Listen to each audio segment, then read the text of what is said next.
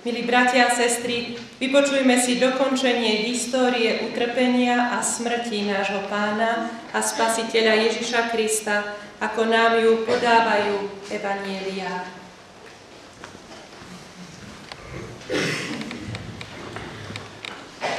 Chce to však uniesť bolesť, jej krehké telo rozlamovať na podvečernom stole. Až potom uveríš tej nemej učiteľke, že bez veľkého piatku nič nebolo by veľké. Vladárovi vojaci odviedli Ježiša dnu na nádvorie a zhromaždili okolo neho celý prápor vojska. Obliekli ho do šarlátového plášťa, uplietli veniec z trnia a položili mu ho na hlavu. Do pravej ruky mu dali trstinu. Padali pred ním na kolená a posmievali sa mu. Buď pozdravený, kráľ židovský.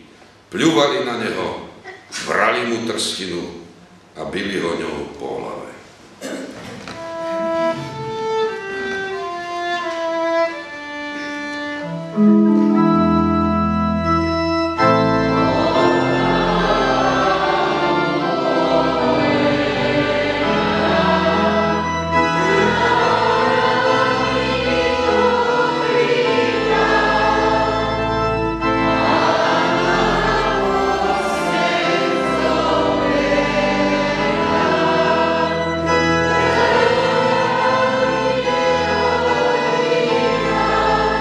Vezmite ho vy a ukrižujte, lebo ja nenachádzam na ňom vinu, odpovedali mu Židia.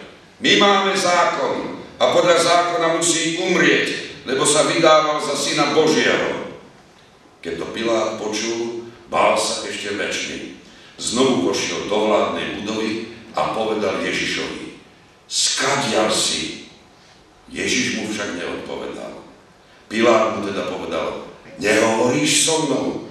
Či nevieš, že mám moc prepustiť ťa a mám moc ukrižovať ťa? Odpovedal Ježiš: Nemal by si moc nado mnou, keby ti nebolo dané zhora. Preto, kto ma tebe vydal, väčší hriech má.